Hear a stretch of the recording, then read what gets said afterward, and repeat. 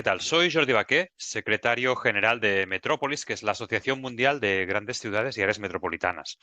Y hoy les voy a mandar un saludo muy cálido desde Metrópolis y también hablarles muy brevemente de una cuestión que está en el centro de nuestra actividad como red, que es el valor de gobernar el fenómeno urbano a escala metropolitana.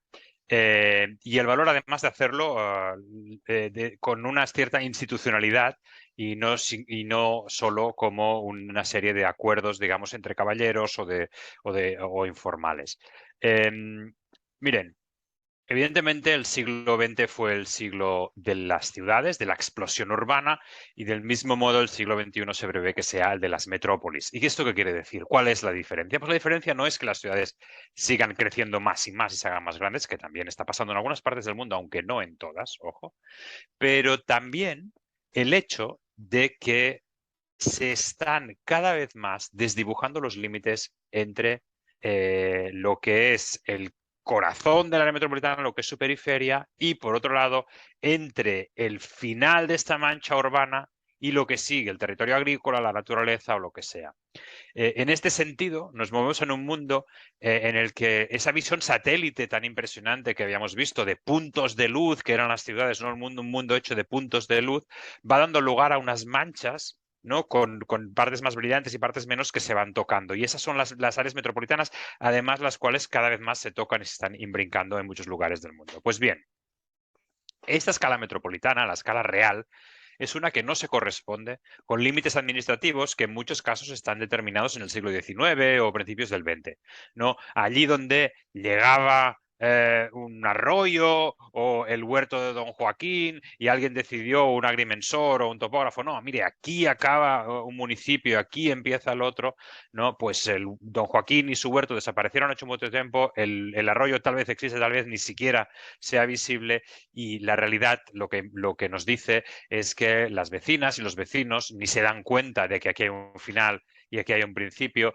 trabajan en un lado de esa línea imaginaria, en otro lado pagan sus impuestos, pero luego llevan los niños a la escuela en otro lugar, hacen deporte un poco más allá y resulta que tienen a su prima enferma en otro lugar y la llevan al hospital, etcétera, etcétera. Estas vidas metropolitanas que vivimos nos imponen respuestas. Pero es que además las ciudades, para situarse en el mundo, tienen que tener en cuenta esta escala metropolitana. Esa escala que no se ciña a sus límites estrictos y que les interrelaciona con un territorio en el cual tienen infraestructuras, tienen relaciones evidentemente de movilidad personal, por ejemplo, de movilidad diaria laboral, pero también vínculos energéticos, en la gestión de los residuos, obviamente en la calidad del aire, en los recursos hídricos, etcétera.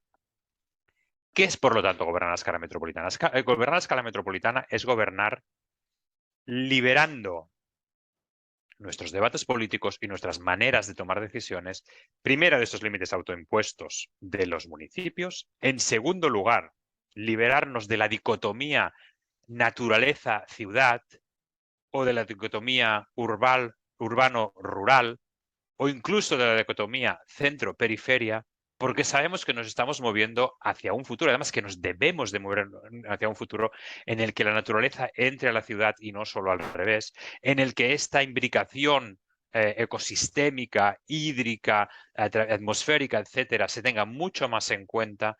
Tenemos unas ciudades y unas realidades rurales que están mucho más conectadas con las urbanas a través de temas, por ejemplo, como la seguridad alimentaria. Y tenemos además áreas metropolitanas cada vez más multicéntricas, donde distintas partes del área metropolitana o del espacio metropolitano están jugando papeles distintos. Entonces, uno podría decir, bueno, tenemos unas estructuras que funcionan, pongamos por caso municipios, y estos municipios son suficientes. Lo único que tienen que hacer es ir encontrando acuerdos, un acuerdo sobre las tarifas de taxi, otro acuerdo sobre el uso de las aguas, un acuerdo más allá sobre un corredor biológico que pueda atravesar la área metropolitana, y con esto nos apañamos, ¿no? Tenemos una estructura conocida de la ciudadanía, que son los ayuntamientos o los cabildos o las intendencias. Cada país usa terminología distinta, pero tenemos esta escala, la escala local, municipal, y luego tenemos posibilidades de que estos gobiernos se pongan de acuerdo, si acaso, con la coordinación de una provincia, de un estado o bien de un gobierno nacional. Pues bien, en Metrópolis, donde tenemos esta visión global y global quiere decir de Asia, América Latina, Europa, de realidades muy distintas, de renta, de modelo urbano, etcétera, etcétera, la conclusión a la que hemos llegado es que, si bien no es imposible trabajar con acuerdos de ese tipo, resulta mucho más fiable, mucho más sólido el tener un acuerdo institucional, un tipo de institucionalidad permanente en el cual evidentemente el protagonista principal sea el gobierno municipal. No se trata de vaciar a los gobiernos municipales, en el cual evidentemente el gobierno de estado o de provincia o de nación tengan su papel a jugar. No se trata de expulsar a nadie de la buena gobernanza metropolitana, pero en el cual haya un personal, unos mecanismos de decisión, una planificación y una rendición de cuentas a escala metropolitana. Porque si no, ¿a quién le pide explicaciones el ciudadano o la ciudadana que está constantemente peleándose con estos límites? La empresa que piensa a escala metropolitana para instalarse en una zona, alrededor de una gran ciudad o de una gran conurbación, y no encuentra un interlocutor y tiene que estar paseando del despacho de un alcalde al de otro. ¿A quién más le estamos fallando? Pues les estamos fallando también a la gestión integrada de los grandes temas del futuro, de la energía, del agua, de los corredores ecológicos y la biodiversidad, de la seguridad alimentaria, etcétera, etcétera. Por lo tanto, si hay una estructura institucional, sabremos a quién pedirles cuentas, sabemos cuáles son sus mecanismos de control democrático, tendremos personas e instituciones pensando en la escala real en la que funciona el conurbano. Y, por último, tendremos también unos recursos directamente destinados a este buen gobierno metropolitano, que sirvan, entre otras cosas, para situar este espacio no solo en su dimensión regional más limitada, sino también en lo más amplio, en el mundo. Porque nos movemos también cada vez más hacia un mundo de megaciudades, de ciudades intermedias, de ciudades regionales, ¿no? Ciudades que puedan jugar un papel, por ejemplo, en el caso de Argentina, a escala latinoamericana, y algunas ciudades solo llegan ahí con su escala metropolitana.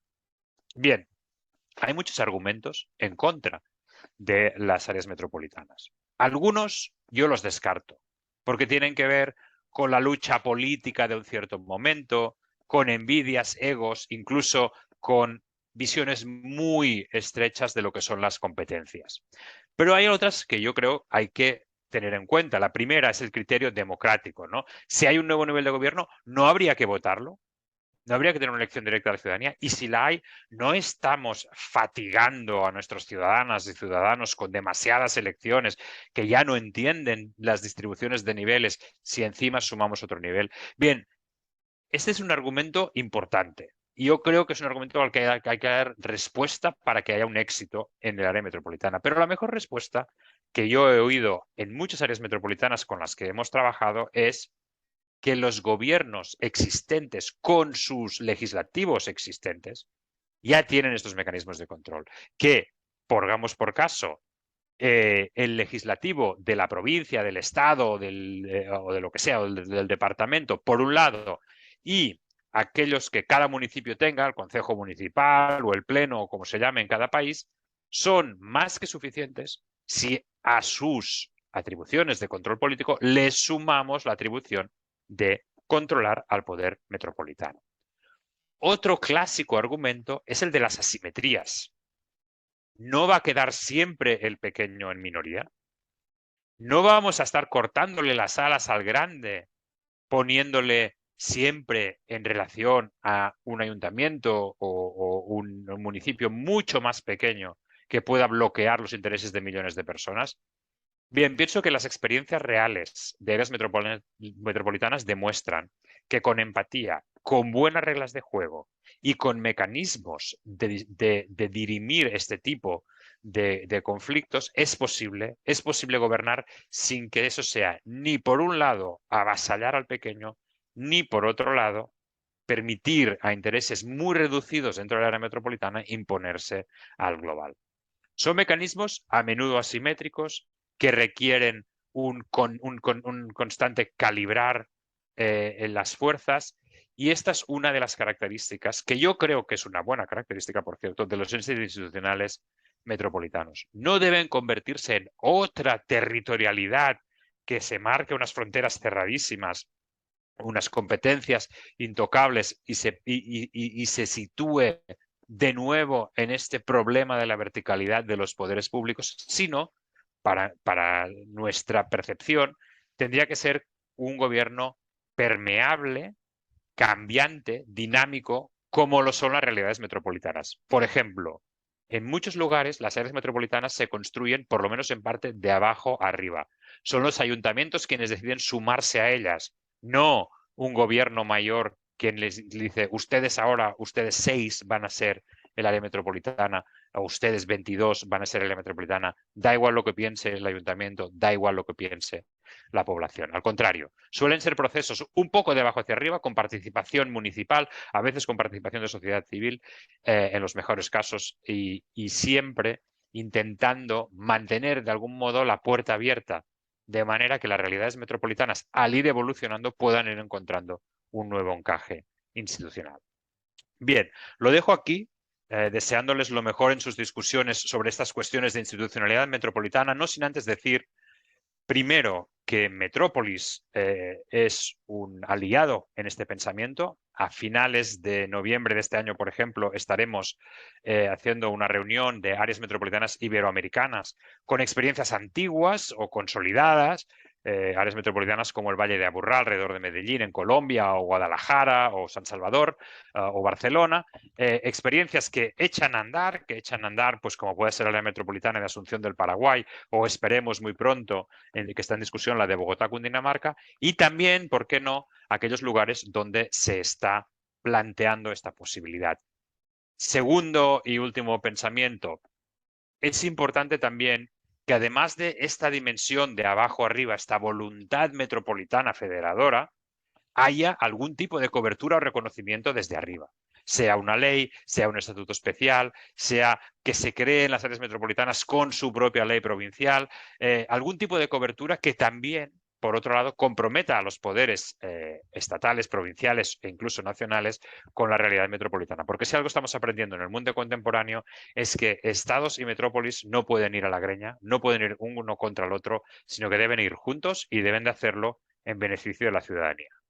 Les deseo lo mejor para sus discusiones y aquí estamos para seguir conversando en cuestiones metropolitanas. Gracias.